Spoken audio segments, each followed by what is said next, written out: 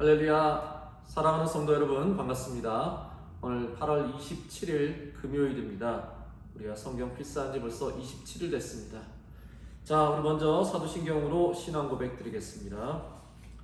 전능하사 천지를 만드신 하나님 아버지를 내가 믿사오며 그 외아들 우리 주 예수 그리스도를 믿사오니 이는 성령으로 잉태하사 동정녀 마리아에게 나시고 본디오 빌라도에게 고난을 받으사 십자가에 못 박혀 죽으시고 장사한 지 사흘 만에 죽은 자 가운데서 다시 살아나시며 하늘에 오르사 전능하신 하나님 우편에 앉아 계시다가 저리로서 산자와 죽은 자를 심판하러 오시리라. 성령을 믿사오며 거룩한 공예와 성도가 서로 교통하는 것과 죄를 사하여 주시는 것과 몸이 다시 사는 것과 영원히 사는 것을 믿사옵나이다. 아멘. 자, 이제 우리가 오늘부터 빌립보서로 들어갑니다. 빌립보서 말씀 1장 1절에서 17절까지 말씀. 자, 빌립보서 1장 1절에서 17절까지입니다. 빌립보서 1장 1절에서 17절 말씀 우리 함께 봉독하겠습니다. 그리스도 예수의 종 바울과 디모데는 그리스도 예수 안에서 빌립보에 사는 모든 성도와 또한 감독들과 집사들에게 편지하노니 하나님 우리 아버지와 주 예수 그리스도로부터 은혜와 평강이 너에게 있을지어다. 내가 너희를 생각할 때마다 나의 하나님께 감사하며 간구할 때마다 너희 무리를 위하여 기쁨으로 항상 간구함은 너희가 첫날부터 이제까지 복음을 위한 일에 참여하고 있기 때문이라.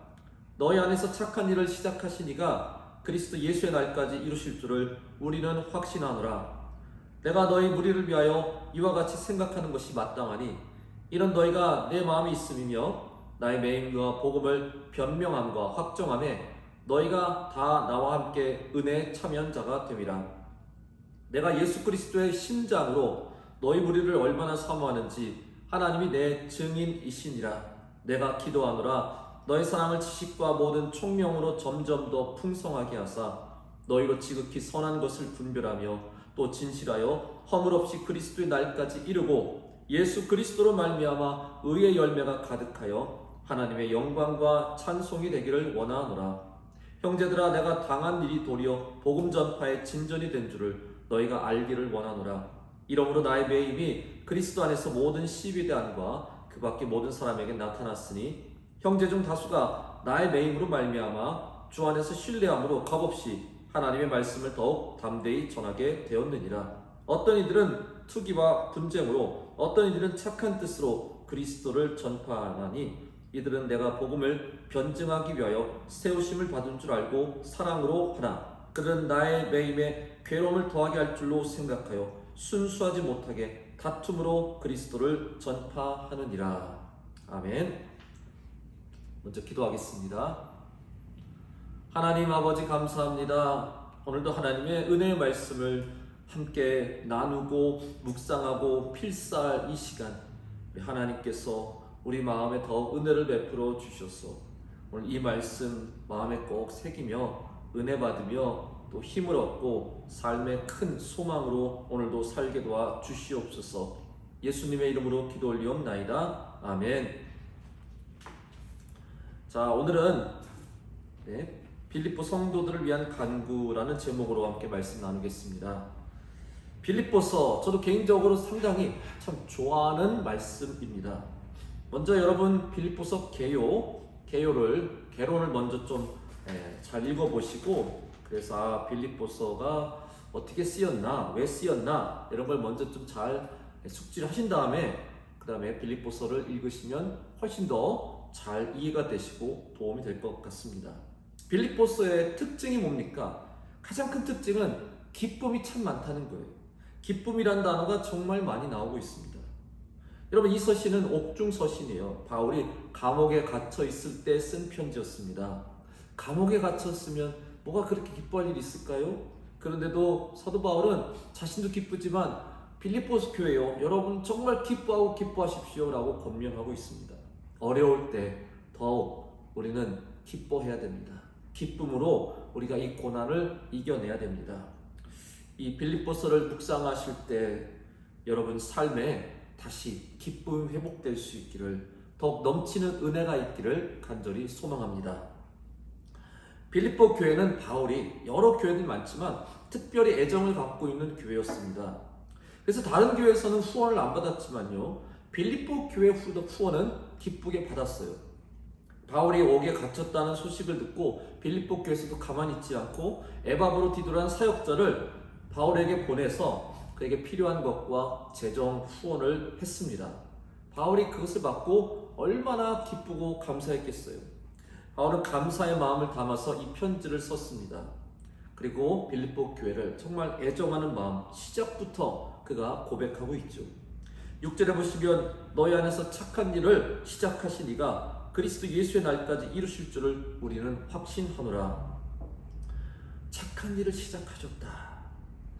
이 빌립보 교회는요, 바울이 2차 전도 여행 때 세운 마게도냐의 첫 교회입니다. 사실 유럽의 첫 교회라 할 수 있죠. 바울은 원래 2차 전도 여행 때 마게도냐 지방까지 갈 계획이 없었습니다. 너무 멀었어요. 근데 성령께서 갑자기 그를 강권하셔서 마게도냐까지 이끌어 주셨습니다. 그리고 그 빌립보, 첫 관문인 빌립보에서 교회를 세우는 그 모든 일련의 과정들도요, 이게 사도 바울이 어떤 뜻으로 마음먹어서 계획으로 그렇게 세웠다기보다는 이게 다 성령께서 그렇게 하셔서 빌립보 교회가 세워졌어요. 그러니까 사도 바울이 자신이 세운 교회가 아니라 이건 성령께서 시작하신 교회다라고 그렇게 확신하고 있는 겁니다. 이 복음의 불모지에서 성령께서 여기에 교회를 심어주셨으니 이 착한 일을 시작하신 그리스도께서 이가 마지막 그리스도의 날까지 끝까지 이끌어 주실 것이다. 여러분, 여러분의 교회, 빌립보 교회는 바로 성령께서 세워주신 교회입니다. 우리 성령님께서 끝까지 책임져 주실 것입니다. 저와 여러분, 우리 오산중앙교회도 또 여러분이 몸담고 있는 교회들도 결코 사람이 시작한 것이 아니라 주님께서 시작하신 것인 줄로 믿습니다. 주님이 시작하셨고 또 주님이 지금도 이끌어 주고 계시고 끝까지 또한 교회를 책임져 주고 이끌어 나가 주실 것입니다. 우리의 삶도 마찬가지. 누가 시작하셨어요? 우리 주님이 시작하신 것입니다. 우리가 주님만 믿고 의지하며 나간다면 주님께서 끝까지 우리의 삶을 형통하게 책임져 주실 줄로 믿습니다. 사도 바울이 자신 매여 있다는 것을 7절에서 고백하고 이 감옥에서도 그냥 빌립보 교회를 생각하며 열심히 기도하고 있다라고 고백하죠. 8절에서 내가 예수 그리스도의 심장으로 너희 무리를 얼마나 사모하는지 하나님이 내 증인이시니라. 여러분, 얼마나 멋있어요. 예수 그리스도의 심장으로 너희를 사모하느니라. 얼마나 멋있어요.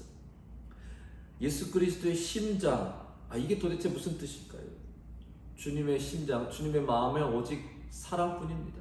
사랑으로 가득합니다. 사랑, 애정, 자비, 긍휼.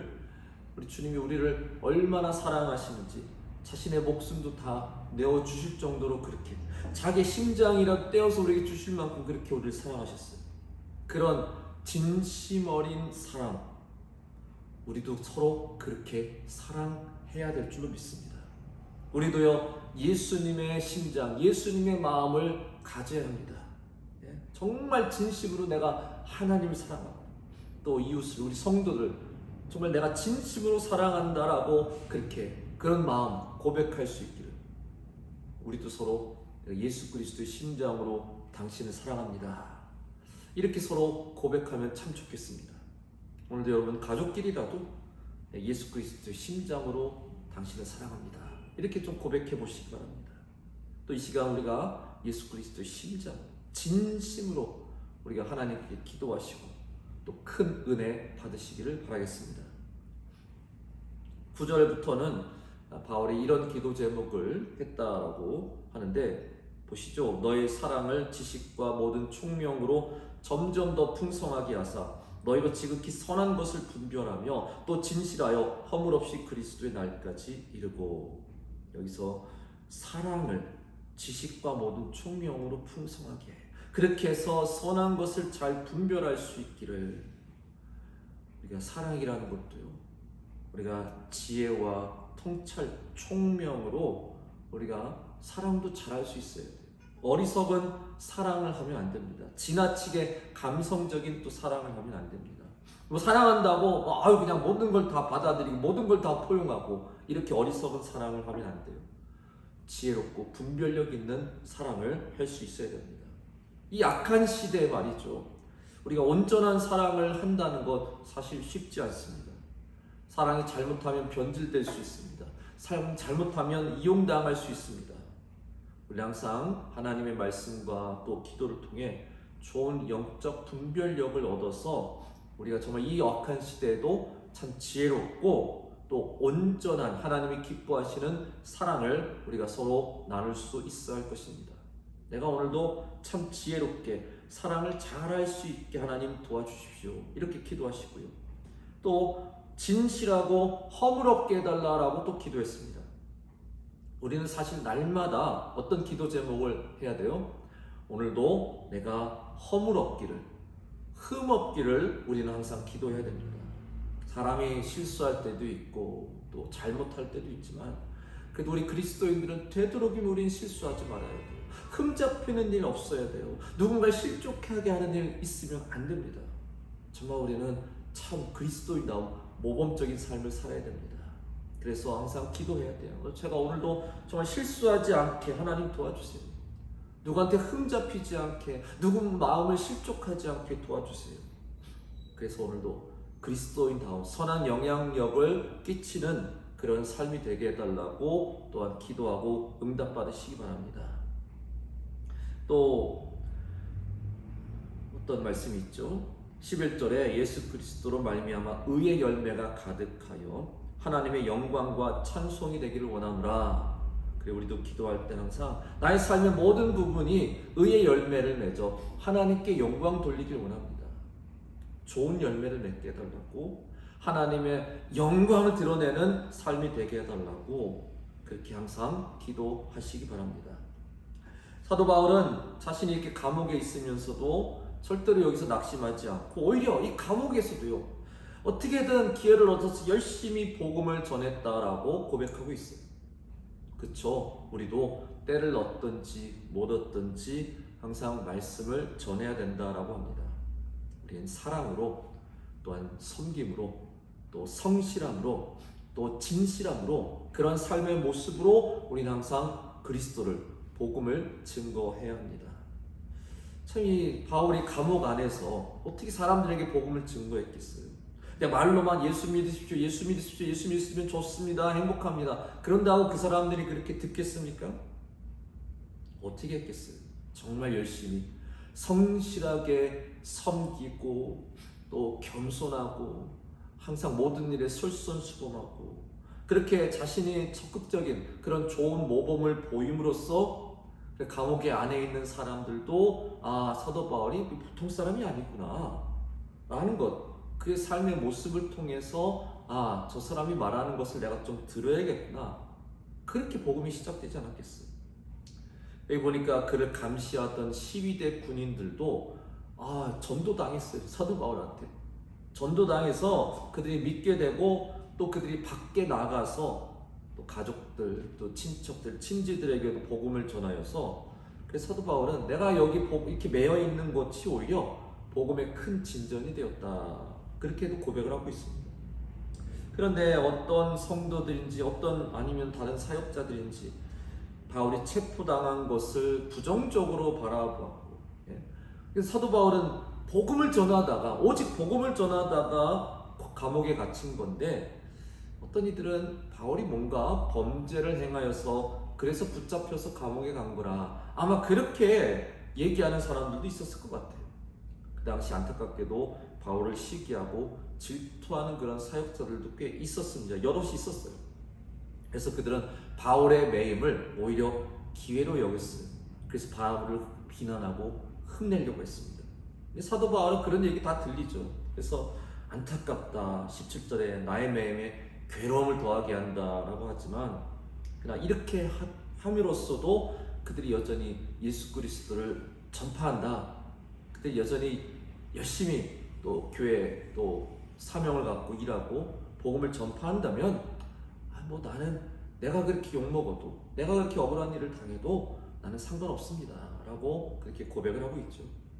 우리가 복음을 전하거나 예수 이름으로 선한 일을 할 때 그것을 또 오해하고 좋게 보지 않는, 비난하는 그런 사람들도 분명히 있을 겁니다.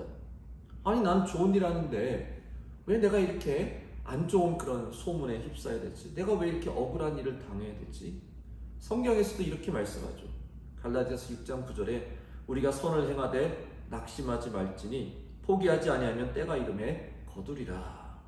아니, 그냥 선을 행하면 마냥 모든 게 다 좋을 것 같은데, 마냥 칭찬만 듣고 마냥 잘 될 것 같은데 또 그렇지 않다는 거예요. 낙심하지 말라.